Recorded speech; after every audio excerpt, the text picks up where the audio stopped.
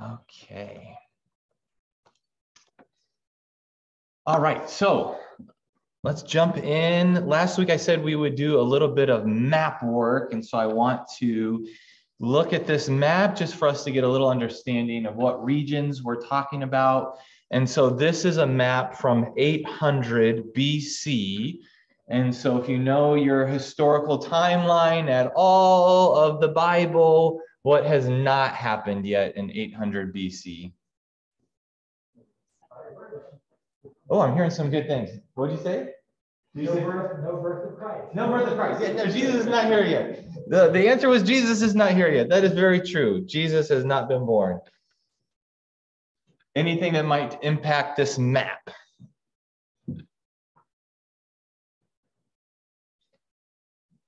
So timeline, just two dates to remember that are very important as we're going through the prophetic book. 722, that's when the northern kingdom of Israel falls to the Assyrians. 586, that's when the southern kingdom of Judah is going to fall to the Babylonians.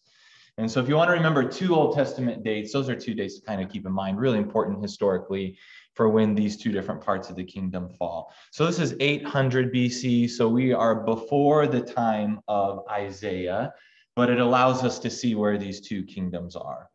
And so if you were to go to Israel today, Israel would be in parts of Israel and Judah. You'll notice to the west, we have an important people group that we hear a lot of, especially in the time of the judges, the Philistines.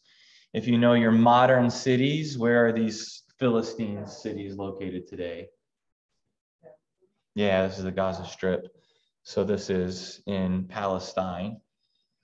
So we have Kingdom of Israel, Kingdom of Judah, and what's going to be part of what we read in the context of these chapters in Isaiah, it's important to know the Kingdom of Aram Damascus, because what's going to happen is Israel is going to form an alliance with Aram Damascus, and they're actually going to try to depose one of the kings of Judah. And so we have these two kingdoms of Israel that are now fighting against each other. And because they are trying to stand up against the Assyrians, Israel and Aram Damascus, Judah won't join in. And so they decide they're going to attack Judah, but the kingdom of Judah will repel this advance. This is the Syro-Ephraimite War is what it's called, but it's referred to in the Bible. And so that's just Israel and Aram Damascus attacking Judah. So you'll notice the Phoenician states. This is our modern day Lebanon.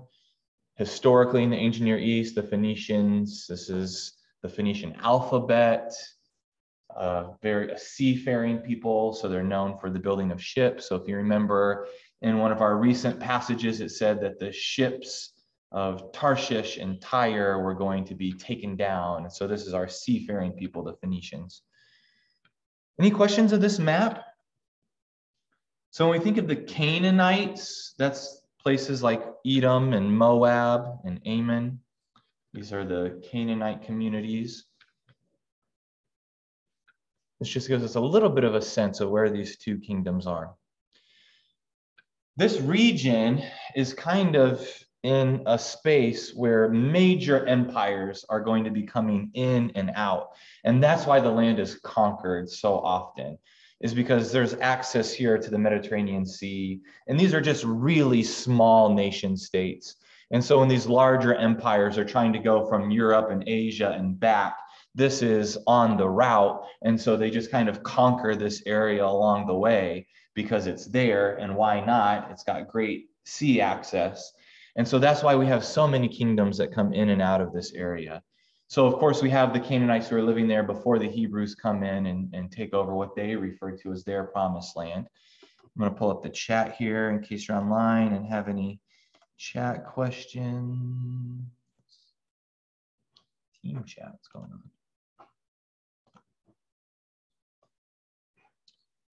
And so then, of course, the Assyrians come in. The Assyrians are conquered by the Babylonians. The Babylonians are conquered by the Persians. And this is maybe more familiar history. The Persians are conquered by the Greeks. Alexander the Great comes in.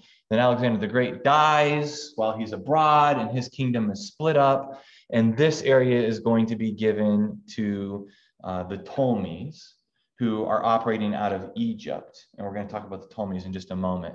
And then the Ptolemies are deposed, and this area is instead given to the Seleucids. And then the Seleucids are conquered by the Hasmoneans, which is our Hanukkah story. So Judas Maccabeus is part of the Hasmoneans. And then the Hasmoneans are finally conquered by the Romans. And so that's when we're going to get to the Romans. That's the time of Jesus. So that's kind of our empires coming in and out. There's a lot there. All right. That's a little bit of map work there. Any questions? Okay. And in addition to map work, before we get into chapter 4, I want us to do some translation criticism. Text criticism is what it's called in the academic world, because of a really great question that Chris asked last week. So let me go back to the passage that we were talking about. Here we go.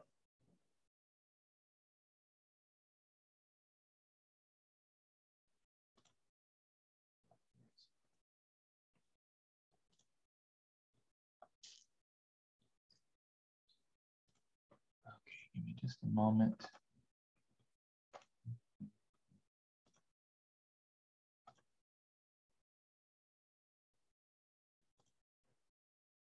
Here we go. So this is chapter 3, verse 12. So if you remember, we were talking about chapter 3, verse 12, and it says their oppressors extort them and their creditors rule over them. And then many of you had translations that said their women extort them and the children rule over them. And so we wanted to know, was it the other way around? Okay, the children extort them and the women rule over them. And so we want to know why it said this, especially because, Chris, you were looking at the New Revised Standard Version, and this is the New Revised Standard Version updated edition, which just came out last year. And so what's going on here in terms of our translation? So just understanding that both of these translations thematically make a lot of sense. So we talked about how sadly we're very much in a patriarchal culture where the prophets, there are several verses that we could go through and read where armies are made fun of by saying your armies are like women. And so that's not uncommon in scripture. There are probably 3 or 4 other examples. So the idea that the women would rule over them thematically makes sense. But we're also talking about how creditors rule over them would make sense too, because part of the judgment in the very next set of verses is that they have devoured the vineyard and the spoil of the poor is in their houses. Part of the injustice that's being perpetrated is economic injustice. And so both of those ideas make sense thematically. And so wanted to try to figure out what exactly was going on. And in order for us to understand what's going on with these different translation options, just want to do a little bit of understanding of how translation happens, how we get the text that we have now. And so our Old Testament is written in Hebrew, but the Hebrew Bible was later translated into Greek in something known as the Septuagint. And so this was done at the time of the Ptolemies. And so this is the people coming after Alexander the Great, ruling in Egypt. And there's this whole mythical story that they gathered 72 translators from each of the tribes of Israel, and they put them and they told them to translate from Hebrew into Greek, and they all came up with the same translation. And so it was this great miracle. And so that's the myth of the development of the Septuagint. Septuagint is Greek for the 70.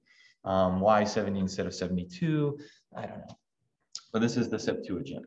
Now, the Septuagint is our Greek translation, and it's being written based off Hebrew, which at the time does not contain any vowel markers or punctuation. And so when they're doing the translation, they see this word here, and they're trying to translate it.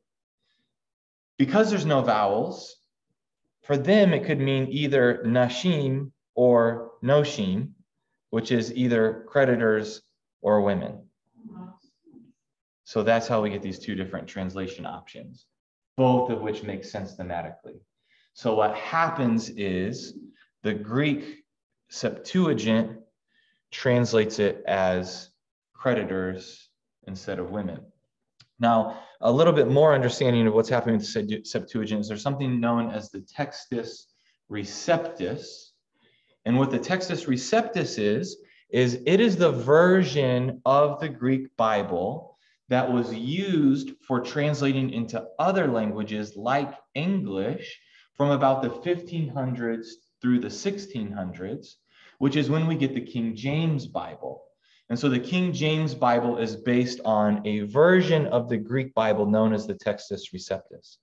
Now, the problem with that is that after the 1600s, there were so many other discoveries of Greek manuscripts that were older than the Textus Receptus.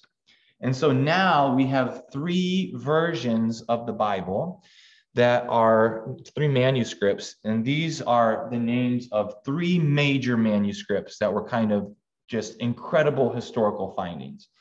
Codex Alexandrinus, that was found in Alexandria, Egypt. Codex Sinaiticus, which was found on the Sinai Peninsula, and Codex Vaticanus, which was being held in the Vatican Library. And Erasmus, if you know that name, was an interlocutor with Luther. He's the one who knew that it existed in the Vatican Library, but didn't have access to it at the time. And so from his writings, later people are like, hey, Vatican, Erasmus thinks you have this. Do you have it? And they did have it. So these manuscripts are from the 4th century CE, which, if you know trying to understand historical documents, that's really early. So the documents that we have to understand people like Alexander the Great are manuscripts that are, it's not that they were written hundreds of years later, but the manuscripts themselves were transcribed hundreds of years later. So to have manuscripts from the 4th century is really early. And these are almost complete manuscripts. So we have little fragments from the Gospels that are even earlier than these, but these are almost complete Old and New Testaments. There are actually some extra books in some of these manuscripts that are not in our Bibles. Something called the Shepherd of Hermas is in one of these manuscripts. So that's something that was not included in the New Testament. However, we know historically that a lot of Christian communities weren't using this book as Holy Scripture because they were making lists of what books were in their Bibles, and that book wasn't in it. So just because there's extra books in these manuscripts doesn't mean that all Christian communities were using those books. Does that make sense? But these are our best manuscripts. And these manuscripts are what future translations were based off of. And so the New Revised Standard Version updated edition went back to what these manuscripts were using, which is creditors instead of women. So that is a complicated answer to why there were these two different options, but I think really interesting. Yeah. Super interesting.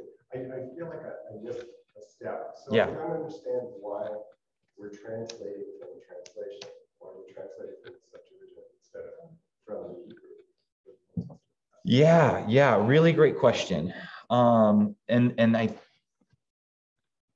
in terms of the manuscripts that we have, there are so many more Greek manuscripts than there are Hebrew manuscripts available to translators.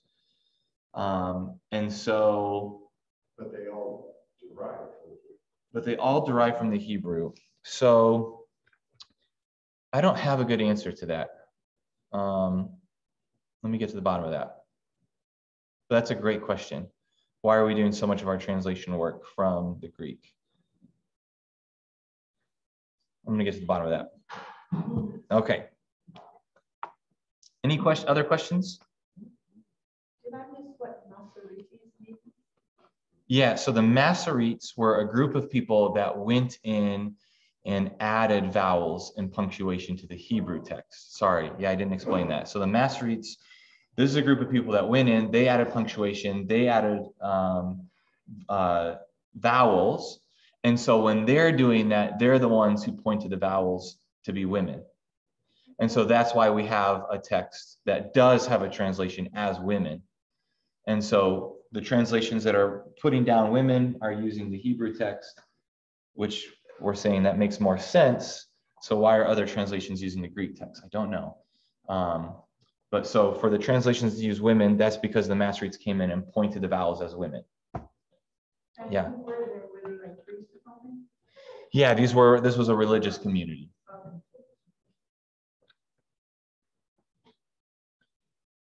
All right. I thought that was really interesting. I hope you found that interesting. Great question, Chris. Yeah. But to add vowels, but that was really, really important because it's so much confusion that can stem from that. You can imagine trying to read a text without punctuation or vowels in our language. You try to fill in those blanks and there's a lot of options. And so that's what's happening in this translation process. There's so many options for what it could be. All right, so we're jumping into chapter 4.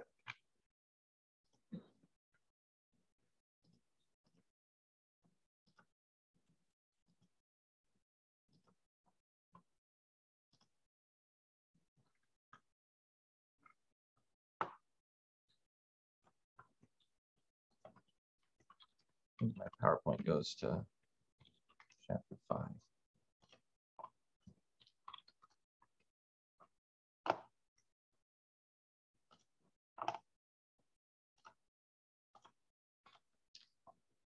Oops.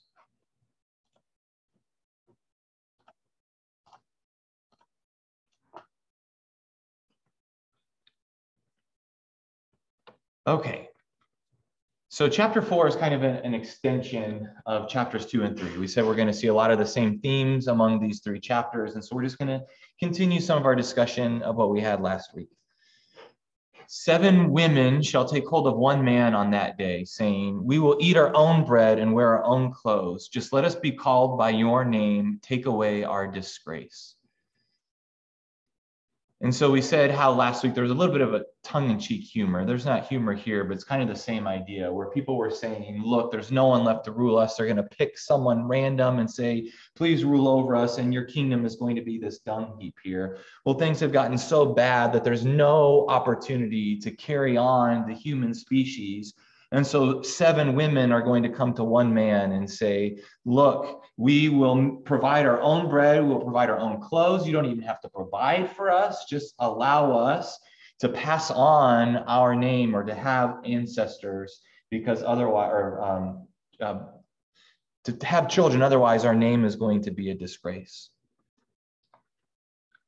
All right, the future glory of the survivors in Zion. On that day, the branch of the Lord shall be beautiful and glorious, and the fruit of the land shall be the pride and glory of the survivors of Israel. Whoever is left in Zion and remains in Jerusalem will be called holy.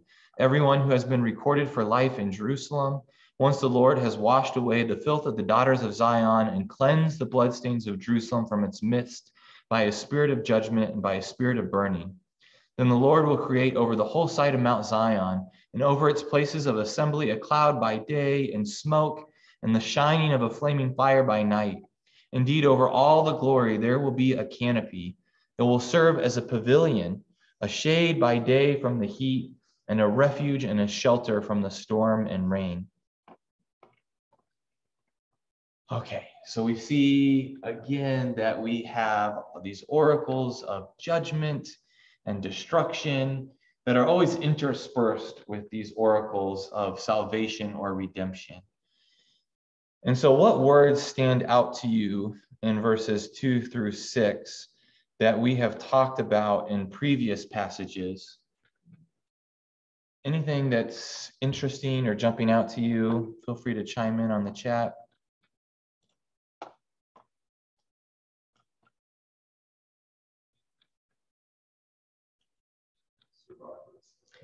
Yeah, survivors. And there's a lot of synonyms for these survivors. They're often referred to as the remnant, or they are the part of the branch that's not cast into the fire. And so we have this branch of the Lord, and it's going to have fruit once again. And it's because the remnant or the survivors, those left in Zion, will be able to restore the people. And so what this is just a promise that even in the midst of judgment, there's always a group of people who will carry on the faith tradition, who will be left behind, who will be able to help the nation rise from the ashes. And so this is a promise that a remnant will remain. Verse 5 should have some language that makes us think of something else in the Bible, if we're familiar. Kevin, you're nodding your head.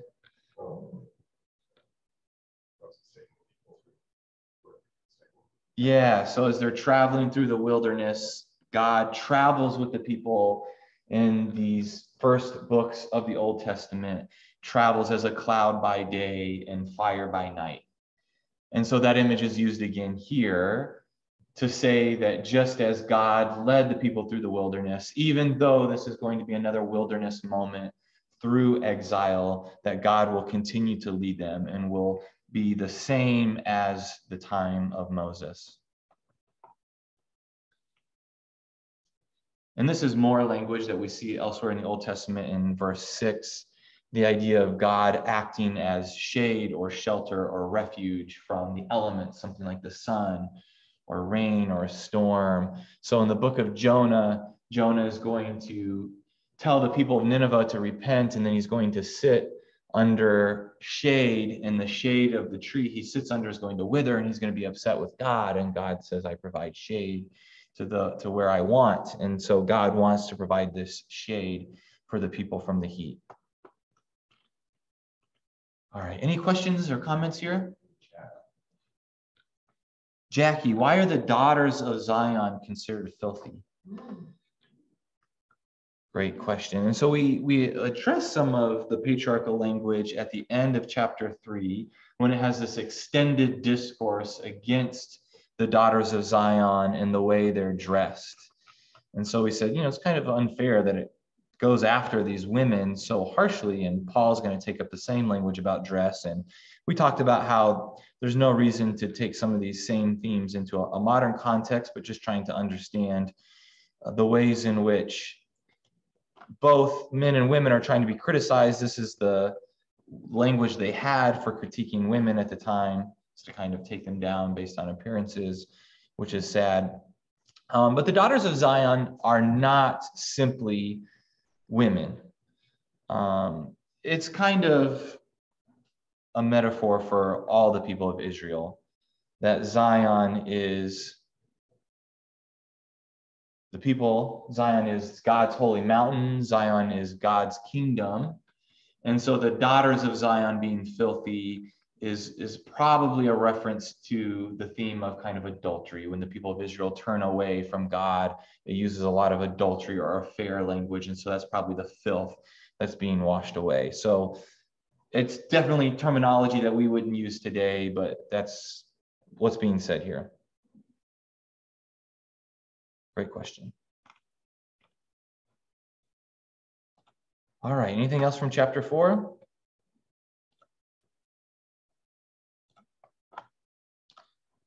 Okay, so let's jump into chapter 5. So as we set the context for this book, we talked about how there's first Isaiah, second Isaiah, third Isaiah, different parts of the book written at vastly different periods, and then a final editor who puts all the pieces together. Well, even within each of those segments, and we're in first Isaiah right now, even within first Isaiah, there's clearly evidence of an editor at work piecing together fragments. And so Isaiah is not sitting down with a pen and scroll and writing all of these words down. He's speaking them out loud. People are collecting him. The school of Isaiah, his disciples, are taking all of his oracles, putting them together. And when they're putting them together, they're trying to put them into some cohesive narrative. But we said earlier when we were starting that we can't expect a cohesive narrative out of a book of prophecy.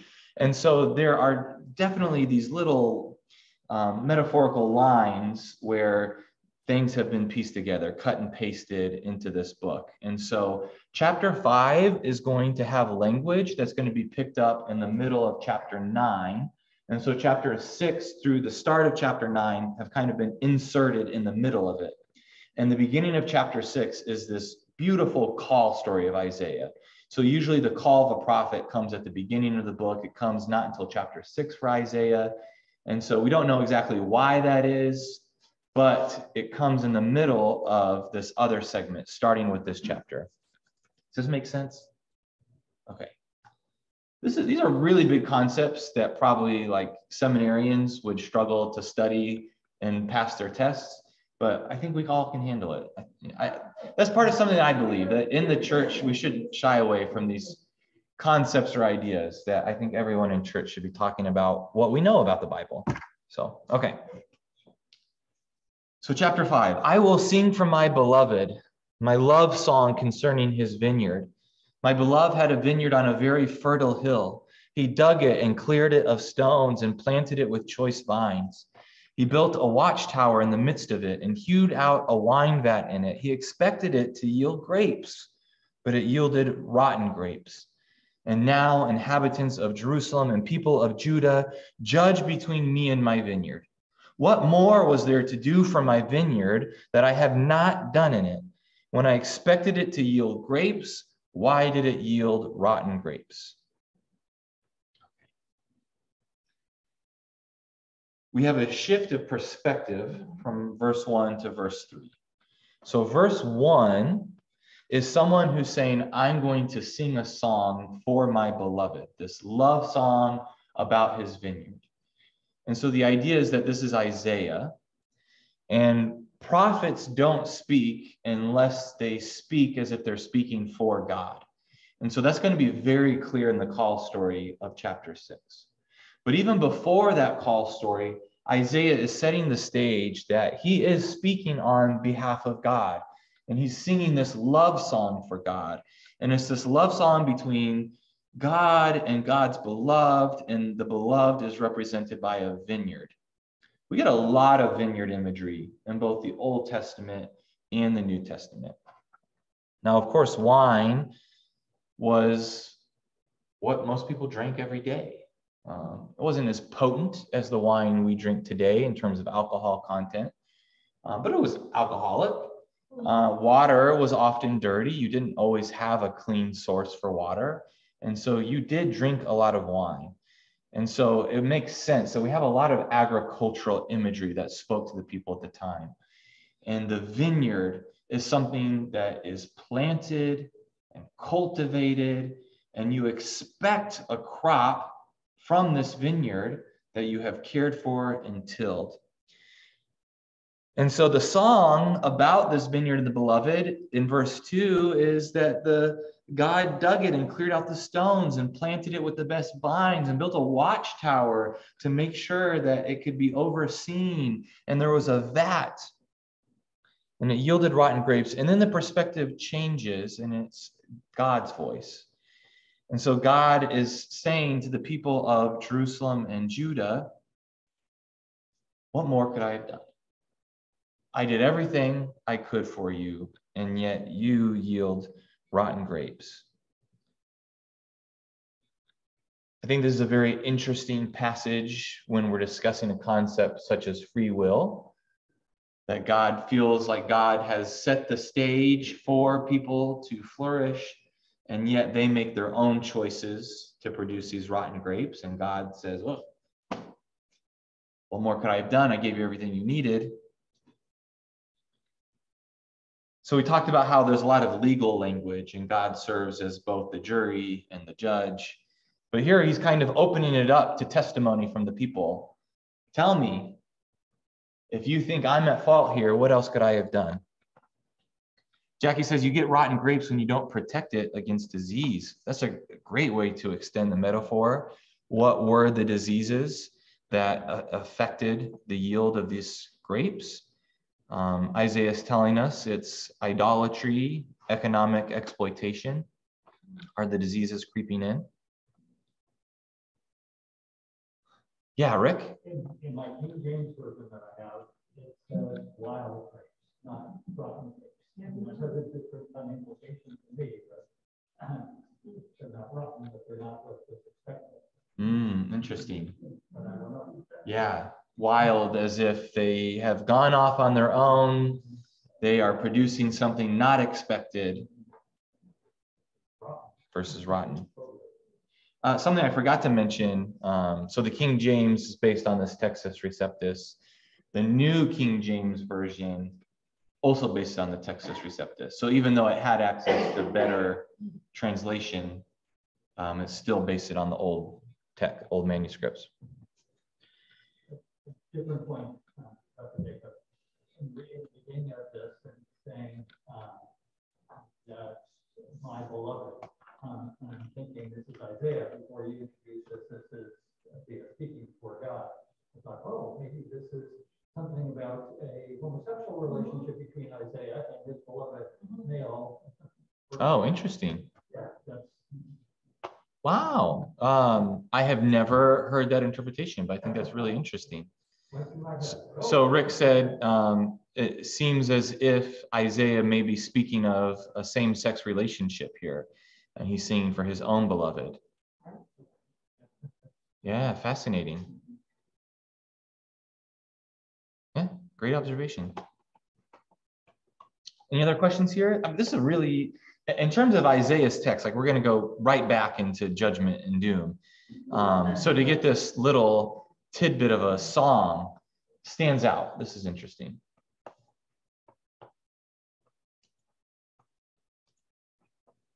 All right, so God is still speaking. And now I will tell you what I will do to my vineyard. I will remove its hedge and it shall be devoured. I will break down its wall and it shall be trampled down. I will make it a wasteland. It shall not be pruned or hoed, and it shall be overgrown with briars and thorns. I will also command the clouds that they rain no rain upon it. For the vineyard of the Lord of hosts is the house of Israel, and the people of Judah are his cherished garden. He expected justice, but saw bloodshed, righteousness, but heard a cry. The judgment has extended beyond just Judah and Jerusalem to all of the house of Israel. And so this is speaking to all the northern and the southern kingdoms, that the judgment is upon them. And so that's why the Assyrians are attacking. There's some clever wordplay here. Hebrew does this a lot, and we don't get it in our English text or English translation. So for example, Psalm 119 is a constant acrostic where each verse starts with a successive letter of the Hebrew alphabet, and then the final part of it does it in triple. So it's like just really impressive, but we don't get that in our English translation. And there's always a lot of wordplay that we don't get. So when it says at the end of verse 7, he expected justice, the Hebrew word is mishpat, but saw bloodshed, and the Hebrew word is mispah.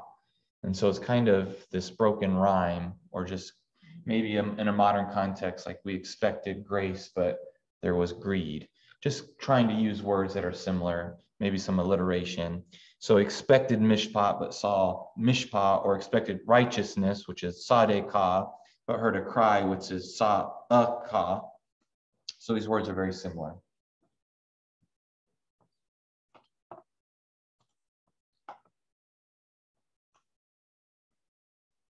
Woe to those who join house to house, who add field to field until there is room for no one. So we're picking up on, Jackie, what I would call the diseases that affect the grapes, that justice was expected and righteousness, but instead there's bloodshed.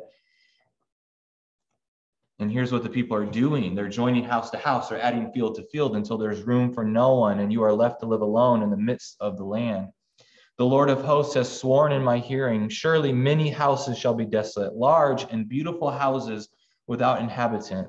For 10 acres of vineyard shall yield but one bath, and a homer of seed shall yield a mere ephah. Woe to those who rise early in the morning in pursuit of strong drink, who linger in the evening to be inflamed by wine, whose feast consists of lyre and harp, tambourine and flute and wine, but who do not regard the deeds of the Lord or see the work of his hands. Therefore, my people go into exile for lack of knowledge. Their nobles are dying of hunger, and their multitude is parched with thirst.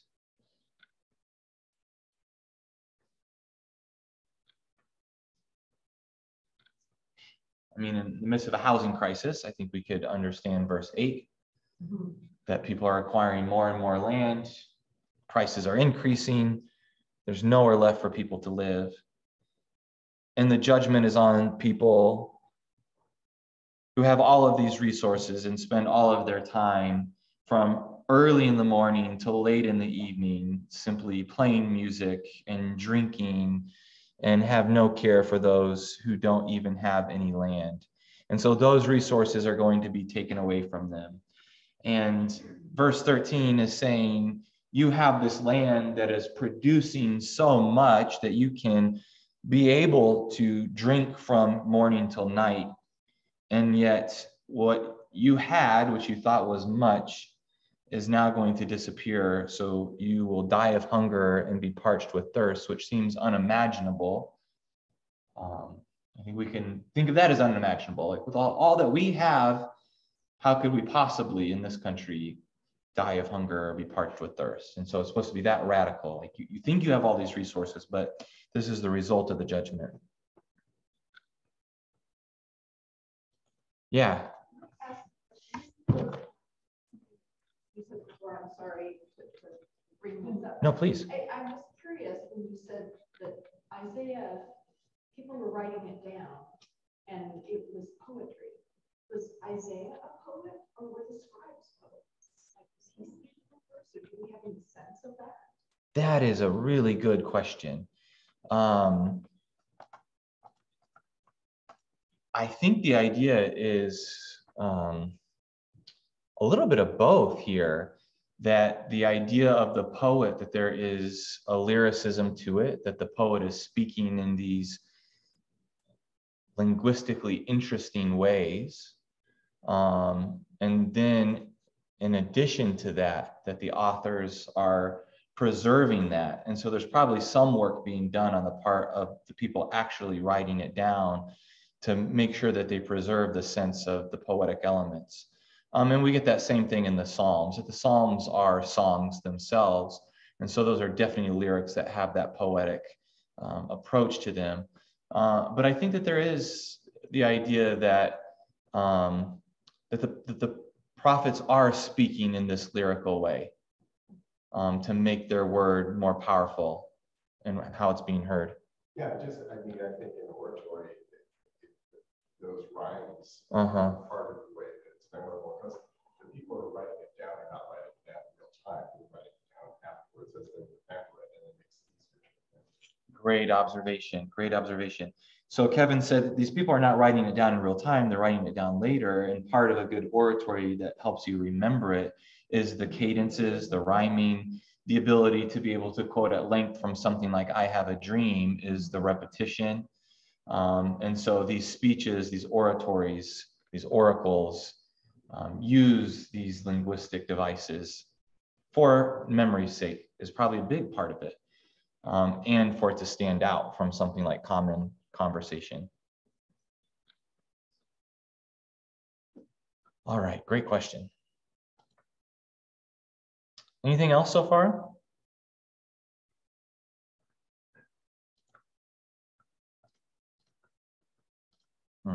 Okay, just have a few minutes here.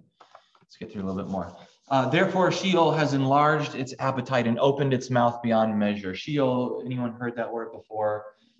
Okay, Sheol is the major concept we have in the Old Testament for something like the concept of an afterlife. There were different sects of Judaism. Some did not believe in an afterlife. Some did believe in a resurrection. That's part of the Sadducees trying to capture Jesus by asking a question about the resurrection because they didn't believe in the resurrection themselves. But in the Old Testament, we have this concept of Sheol, which is basically a place of nothingness, annihilation, obliteration, darkness, not a hell where someone's being punished or suffering, but just elimination, nothingness. So therefore, Sheol has enlarged its appetite and opened its mouth beyond measure. The nobility of Jerusalem and her multitude go down. So don't think of this as hell language, but just like annihilation, if that makes sense. Nothingness. Your richness is gone. The nobility of Jerusalem and her multitude go down, her throng and all who exult in her. People are bowed down, everyone is brought low, and the eyes of the haughty are humbled. But the Lord of hosts is exalted by justice. and the holy God shows himself holy by righteousness. Then the lambs shall graze as in their pasture, fatted calves and kids shall feed among the ruins. A lot of this is speaking against the rich, the powerful, who are going to be brought low, extending it into New Testament imagery. First will be last will be first. But here we have this another image of there's some sort of remnant, and the remnant is the lambs or the calves or the kids, something that's innocent, something that has been protected by the good shepherd, and they will still have pastures to graze. That even though there's going to be destruction, something will still be fed among the ruins. Questions here? Woe to those who drag iniquity along with cords of falsehood, who drag sin along as with cart ropes, who say, let him make haste, let him speed his work that we may see it. Let the plan of the Holy One of Israel hasten to fulfillment that we may know it. Woe to those who call evil good and good evil, who put darkness for light and light for darkness, who put bitter for sweet and sweet for bitter. Woe to those who are wise in their own eyes and shrewd in their own sight. Woe to those who are heroes in drinking wine and valiant at mixing drink, who acquit the guilty for a bribe and deprive the innocent of their rights. We're getting very clear language here of what the issues are, especially in verse 23. That people, the whole justice system has been corrupted, that the guilty are acquitted for a bribe and the innocent are deprived of their rights. Within any democracy or any form of government, unless you have a justice system that is based on deciding between right and wrong, you can't have a society. And so everything has broken down when the guilty are acquitted for a bribe. God's speaking against these people who are like, okay, basically calling God's bluff. If you're going to do something, let's see it, bring it to haste. Let's see what's going on here. And God's saying, you don't want to know what's going to happen because there are woes to pronounce here. Woe to those who call evil good and woe to those who are wise in their own eyes. Questions, comments, thoughts? Yeah, Jennifer? You know, we have the benefit of the Bible, which is a collection of all this stuff, Psalms, prophets, prophets, all that stuff. When they had this in their time, they had no benefit of the Psalms, did they? I mean, they didn't have other things to compare it to, did they? So, so let me try to get to the heart of your question. Like, how do you know other things about God if this is all you have? Yeah, so they would have had other texts. And so the Pentateuch, the first 5 books of the Bible, would have been in play here. And so they would have read all the stories of God redeeming God's people, knowing that God is someone who rescues the oppressed and that God has issued these commandments. And so they would have known all of the mitzvot, all of the commandments of God to do things such as protect the righteous. And that if you do that, you will be awarded. And so the Psalms have also already been spoken. Whether or not they've been collected in their final form that we have now, probably not. But that would have been part of the discourse and the religious conversation. So they had everything leading up to this point. So we're getting to kind of the end of the historical era that's written about. And so all that's left to do after the destruction is for all of these texts to be compiled into what we know of as the Hebrew Scriptures. But pretty much everything in the Old Testament, besides Ezra and Nehemiah and some of the later prophets like Jeremiah, and when Jeremiah writes Lamentations. So there's only a few books that aren't known yet.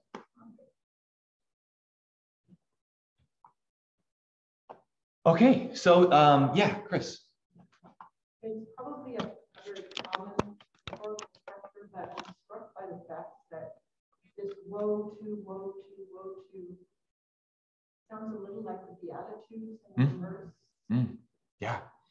Yeah, and Jesus will use the same language to pronounce woes upon the Pharisees, and we'll use this exact same language, woe to you and woe to those who, and it does kind of harken to the Beatitudes too.